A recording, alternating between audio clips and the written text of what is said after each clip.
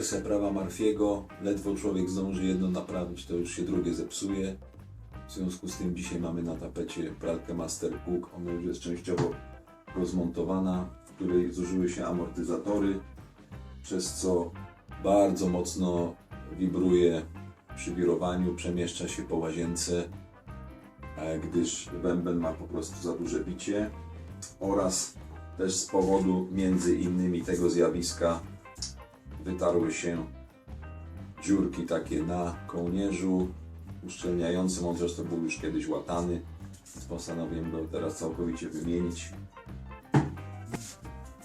Jeszcze za niewielką sumę w granicach 100 zł można tą pralkę uratować. Oczywiście nadmieniam, że przy tego rodzaju robotach, jak tutaj w tej pralce, akurat niezbędne jest otwarcie całego zbiornika i przy tej okazji najlepiej oczywiście wymienić sobie na wszelki wypadek też łożysko. Ja tutaj nie będę tego robił, ponieważ łożysko było wymieniane już jakiś czas temu.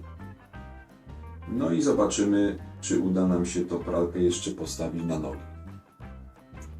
Zabieramy się zatem do roboty.